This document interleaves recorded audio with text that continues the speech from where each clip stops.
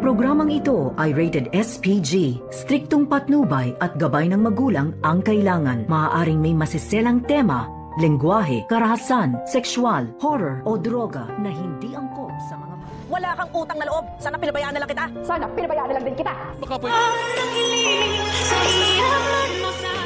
Agad ngang tumawag itong si Annalyn Santos dito sa kanyang ina na si Lynette at dito na sinabi na kinakailangan daw niya makakuha ng ebidensya upang magpapatunay na may kinalaman itong si Zoe at Moira sa pagkawala ng kanyang lolo Pepe. At dito naman nag-alala ng husto itong si Lynette kung sakaling may kinalaman nga itong si Zoe ay dapat daw mag-ingat-ingat itong si Annalyn, baka mapahamak daw siya sa kanyang gagawin. At dito nga na-kumpirma ni Annalyn dito kay Nurse Karen at Ivan na hindi naman pala totoo nakipagkita itong si Doc Antonio Locke dito kay Zoe dahil sa mga oras na iyon ay sinasabi ni Zoe na busy nga raw siya. At dito na kumpirma ni Annalyn na nagsisinungaling nga itong si Zoe.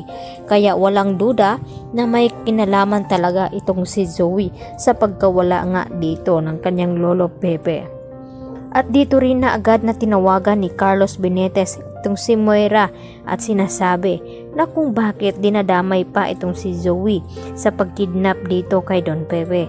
At dito binalaan ni Carlos itong si Moira na wag daw niyang malalaman na pati itong si Zoe ay idadawit dito ni Moira. Dahil kung tutuusin ay kinakailangan ngang pagbayaran ni Moira ang lahat-lahat ng kanyang ginawa.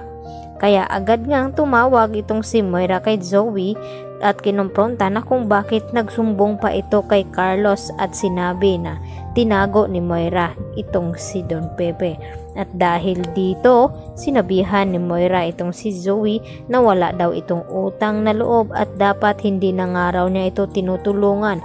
At gumanti naman itong si Zoe kay Moira na sana rin ay pinabayaan na ni Zoe itong si Moira dahil kriminal nga ito, lalo pa ngayon na malalaman ni Zoe ang ginawa ng kanyang ina na tapos na nga itong si Don Pepe at tuluyan na nga niya itong pinaligpit nang sa ganon ay hindi na makikita nila at malaman na itong si Moira ang may pakana ng lahat. Subalit alam naman natin na si Zoe ay may kinalaman kung nasaan nga itong si Don Pepe at isa lamang ang gagawin dito ni Zoe kundi ang magsalita dito kay RJ at Giselle na kung sino nga ang pumaslang dito kay Don Pepe at walang iba kundi itong si Moira at kinakailangan makipag-cooperate itong si Zoe sa mga pulis nang sa ganon ay makulong na nga ng tuluyan itong kanyang ina.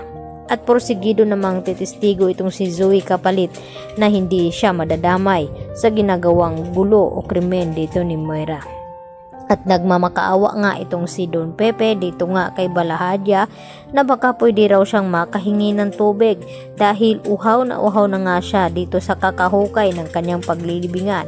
Sinabi naman ni Balahadya na hindi na dapat siya kailangan uminom dahil katapusan na rin naman niya ito. At dito nga nagmamakaawa itong si Don Pepe na sana raw ay wag siyang tapusin. At dito nga na hindi nakapigil itong si Balahadya at kinalabit nga ang hawak nitong gatilyo.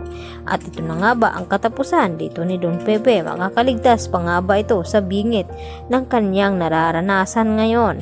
At kung matatagpuan pa nga ba ito ni Giselle dahil isa lamang ang sospetsa dito ni Giselle ay ito ngang si Moira at binalaan naman itong si Moira ni Risa na nakatutok daw ang mga mata dito sa kanya nila ni Giselle at RJ dahil wala naman silang ibang pagsosospetsahan kundi itong si Moira dahil ito lamang ang nakakalaban at nakakaaway ni Don Pepe.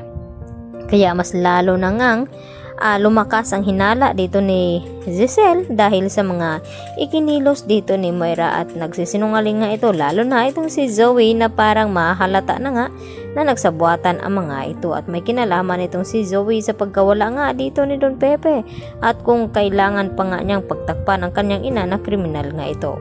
Yan po ang aking karagdagan latest update at marami pong salamat sa inyong panonood dito sa aking munting channel. Huwag niyo po sanang kalimutan i-like at i-subscribe ang channel na ito. Hanggang sa muli, bye bye! Marami pong salamat!